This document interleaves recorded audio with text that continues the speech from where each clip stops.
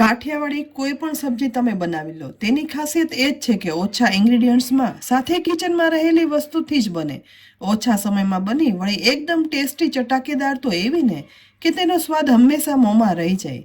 અમારા regular વ્યુઅર્સની demand પર આજે અત્યારે શિયાળો છે ને, તો અલગ અલગ કાઠિયાવાડી શાકની બે અલગ અલગ મોંમાં સ્વાદનો ચટકારો લાવી દે અને ફટાફટ બની જાય ને તેવી રેસીપી લઈને આવી છું.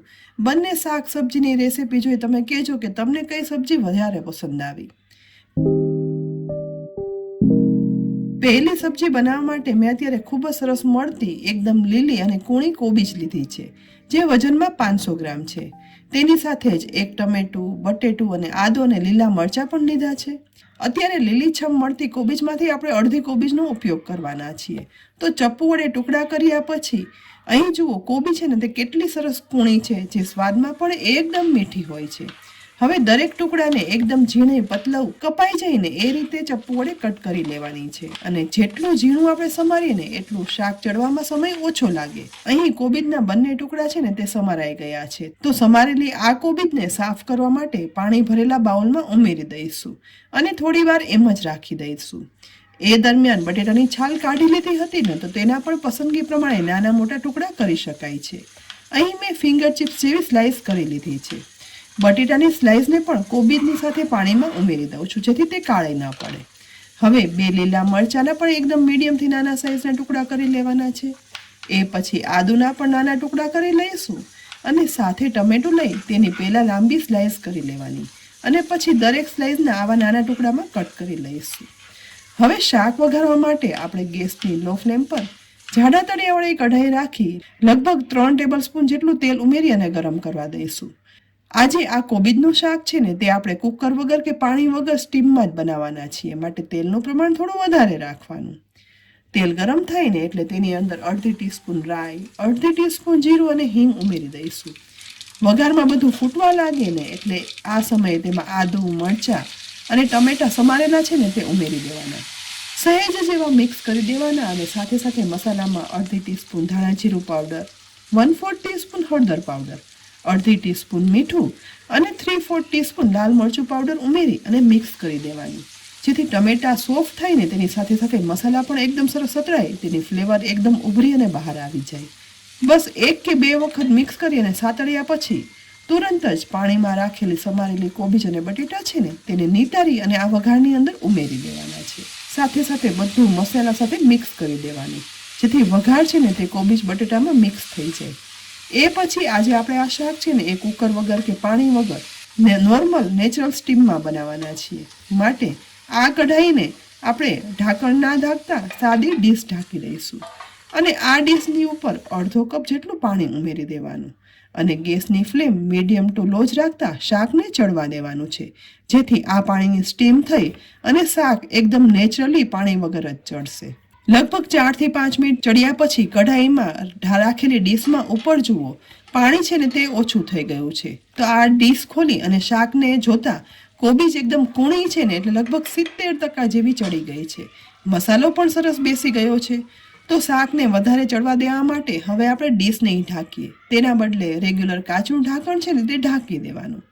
વધારે 4 થી 5 મિનિટ આ શાકને ચડવા દેવાનું છે. એ પછી હવે ઢાંકણ ખોલતા એકદમ માપના રસા સાથે એકદમ સરસ આ શાક ચડી ગયું છે. બહુ વધારે લિક્વિડ પણ નહીં અને બહુ વધારે કોરું પણ નહીં, તેવું લચકા જેવું શાક બની અને તૈયાર થયું છે. ચમચી વડે ચેક કરતા કોબીજ પણ સરસ ચડી ગઈ છે અને બટેટા પણ ચડી ગયા છે. તો આ સમયે વધારાના મસાલામાં 1/4 ટીસ્પૂન ગરમ મસાલા પાવડર ઉમેરશું. સાથે લાલ મરચું પાવડર મને ઓછું લાગતું હતું ને એટલે મેં અડધી ટીસ્પૂન ઉમેરી દીધું છે. બંનેને શાકમાં સરસ રીતે મિક્સ કરી દેવાના છે અને એ પછી શાકનો સ્વાદ એકદમ અલગ અને સરસ ઇન્હેન્સ કરવા માટે 1 ટીસ્પૂન ક્રીમી દહીં ઉમેરશું, જેનાથી માઇલ્ડ એવી દહીંની ખટાશ સાથે અને ક્રીમીનેસ સાથે આ શાકનો એકદમ ઓરિજિનલ કાઠિયાવાડી નોર્મલ શાક કરતાં અલગ સ્વાદ બનશે. જો તમે કોઈ દિવસ ટ્રાય ના કરી હોય ને તો એકવાર જરૂરથી આ રીતે દહીં ઉમેરી અને ટ્રાય કરજો. એ પછી મિક્સ કરતા એકદમ લચકા જેવું કોબીજનું કાઠિયાવાડી શાક બની અને તૈયાર થઈ ગયું છે. ઉમેરેલું તેલ હતું ને તે પણ પરફેક્ટ શાક બની જાય ને એટલે છૂટું પડી ઉપર આવી જશે. બસ તૈયાર થયેલા મસ્ત મજાના કોબીજના આ શાકમાં સમારેલી કોથમીર વડે ગાર્નિશ કરી દઈએ.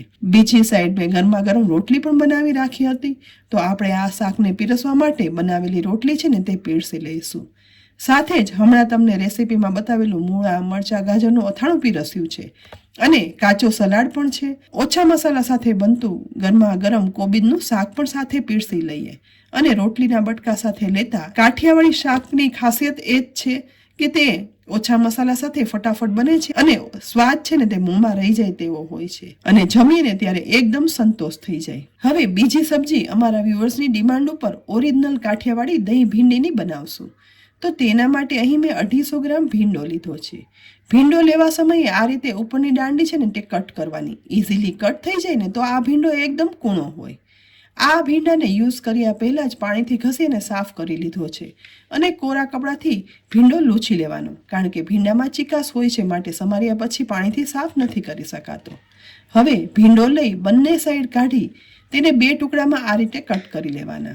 અહીં આ થયેલા ટુકડામાં લાંબો કટ લગાવવાની જરૂર નથી. જો ભીંડો બહુ લાંબો હોય ને તો 3 થી 4 ટુકડા કરી શકાય. દહીં ભીંડીમાં તમે જેટલા મોટા ટુકડા રાખશો ને એટલી જ આ દહીં ભીંડી ખાવાની મજા આવશે. અહીં જુઓ બધા ભીંડાના ટુકડા થઈ ગયા છે. તો આપણે બનાવવાની શરૂઆત ગેસની મીડિયમ ફ્લેમ પર ગરમ થતી કઢાઈની અંદર વધારે પ્રમાણમાં એટલે લગભગ 4 ટેબલ સ્પૂન જેટલું તેલ ઉમેરી દઈ અને ગરમ કરવા રાખી દઈશું. ગરમ થતા તેલની અંદર 1/2 ટીસ્પૂન સૂકા મેથી દાણા ઉમેરવાના. દહીં ભીંડીની આ સબ્જીમાં સહેજ એવા મેથી દાણાના વઘારથી આ શાકનો એકદમ અલગ જ ટેસ્ટ ડેવલપ થાય છે. તો એકવાર તો ટ્રાય કરજો જ. સાથે સાથે 2 થી 3 કળી લસણ ઝીણું સમારેલું ઉમેરશું અને હિંગ પણ ઉમેરી દઈશું.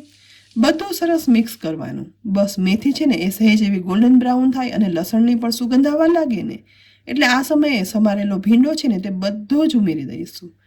ઉપરથી ફક્ત 1/4 ટીસ્પૂન હળદર પાવડર ઉમેરશું અને મિક્સ કરવાનું છે. આ સમયે મીઠું નહીં ઉમેરવાનું, જેથી ભીંડો ચડવા સમયે કે પછી શાક બન્યા પછી આ સબ્જી છે ને તે જરા પણ સ્ટીકી એટલે કે ચીકણી નહીં થાય. મિક્સ કર્યા પછી ધીમા ગેસ પર ભીંડો ચડે છે ને એ દરમિયાન ખાંડણી લેવાની. 5 થી 6 કળી લસણ લઈશું. સાથે 1/2 ઇંચ ચોપ કરેલું આદુ તેમાં ઉમેરવાનું અને લીલા મરચાંના ટુકડા પણ ઉમેરશું. બધું સરસ વાટી લેવાનું છે. દહીં ભીંડીમાં એક કાઠિયાવાડી સ્પેશિયલ મસાલો આપણે બનાવીએ છીએ જે ઉપરથી ઉમેરાય છે. તો અહીં ધીમે ધીમે કરી લસણ અને આદુ, લીલા મરચાં સરસ વટાઈ જાય ને એટલે આ સમયે તેની અંદર 1/2 ટીસ્પૂન જેટલું ધાણા જીરું પાવડર, 1 ટીસ્પૂન લાલ મરચું પાવડર અને 1/2 ટીસ્પૂન મીઠું ઉમેરી દેવાનું અને ફરીથી બધું વાટવાનું. ઉમેરેલા મસાલામાં વાટેલા લસણ, આદુ, મરચાં મિક્સ થઈ જાય એટલે એકદમ સરસ ઘટ લચકા જેવું મિશ્રણ બની અને તૈયાર થશે. બસ લચકા જેવા થયેલા આ મિશ્રણની અંદર 1/2 કપ પાણી પણ ઉમેરી દેવાનું અને ફરીથી દસ્તા વડે જ મિક્સ કરી દેવાનું, જેથી એકદમ લિક્વિડી તીખું મિશ્રણ બની અને તૈયાર થઈ જશે. તેને સાઈડમાં રાખી દઈએ અને બીજી સાઈડ હવે ધીમે ધીમે કરી ભીંડો પણ સરસ ચડી રહ્યો છે. મીઠું નથી ઉમેર્યું ને એટલે જુઓ જરા પણ ચીકાશ નથી આવી. હજી આ ભીંડો ચડવાને થોડો એવો સમય બાકી છે, માટે સતત ચલાવતા જઈ અને લગભગ વધારે 7 થી 8 મિનિટ ચડવા દેવાનું. એ પછી અહીં જુઓ ભીંડો છે ને તે એકદમ સરસ ચડી ગયો છે. હાથ વડે પ્રેસ કરતા તે પ્રેસ થઈ જાય તેવો અંદર સુધી સોફ્ટ પણ રહ્યો છે. તો આ સમયે ચડેલા ભીંડામાં ઉપરથી 1/4 ટીસ્પૂન જેટલું મીઠું ઉમેરશું, કારણ કે 1/2 ટીસ્પૂન મીઠું તો આપણે ઓલરેડી લસણનું લાલ મિશ્રણ બનાવ્યું છે ને તેમાં ઉમેર્યું છે, માટે ધ્યાન રાખી અને મીઠું ઉમેરવાનું. મીઠાને હવે સતરાતા ભીંડાની અંદર મિક્સ કરી દઈશું અને એ પછી આ કઢાઈને ગેસ પરથી નીચે ઉતારી સાઈડમાં રાખી દેવાની. આ ગેસ પર એક પેન રાખી તેમાં 1 ટીસ્પૂન જેટલું તેલ ઉમેરી ગરમ કરવાનું. સાથે સાથે તેમાં 1/2 ટેબલ સ્પૂન બેસન ઉમેરવાનું છે. તેને મિક્સ કરતા જઈ અને બેસન શેકી લેવાનું.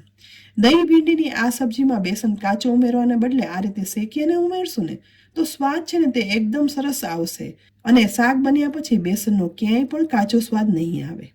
લગભગ 1 મિનિટ બેસન શેકવાથી હવે સરસ બેસન શેકાવાની સુગંધ પણ આવવા લાગી છે અને આ મિશ્રણ પણ સોફ્ટ થઈ ગયું છે. તો આ સમયે બનાવેલું લસણનું લાલ મિશ્રણ હતું ને તે બધું જ સાથે ઉમેરી દઈશું.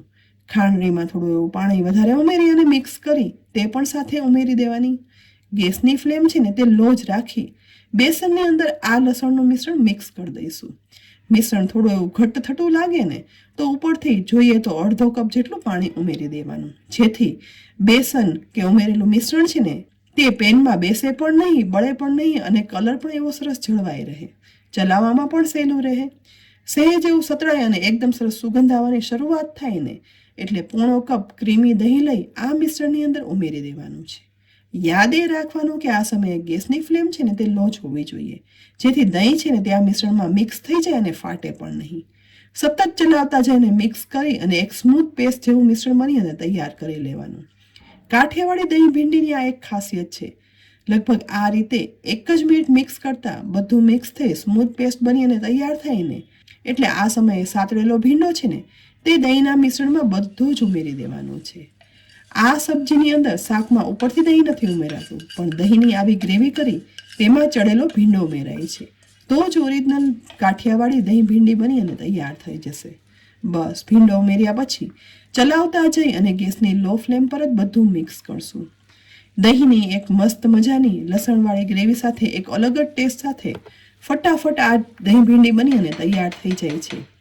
એ પછી માત્ર 1 મિનિટ માટે ઢાંકણ ઢાંકી દેવાનું. લગભગ 1 મિનિટ ચડ્યા પછી ફરીથી ઢાંકણ ખોલતા અહીં જુઓ શાક પરફેક્ટ બની અને તૈયાર થયું હશે ને તો દહીંમાંથી બધું તેલ છૂટું પડી અને આ રીતે સબ્જીમાં ઉપર આવી જશે, જે પરફેક્ટ દહીં ભીંડી બન્યાની નિશાની છે.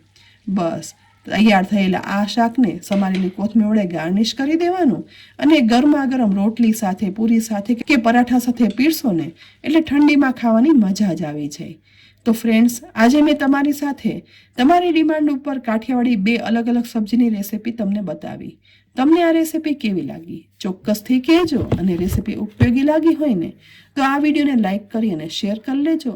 સાથે જ અમારી યુટ્યુબ ચેનલને સબસ્ક્રાઈબ કરી અમારા ફેસબુક પેજને લાઇક કરી અને ફોલો કરી લેજો, જેથી આવી અનેક ઉપયોગી રેસિપીના અપડેટ્સ તમને તુરંત જ મળે.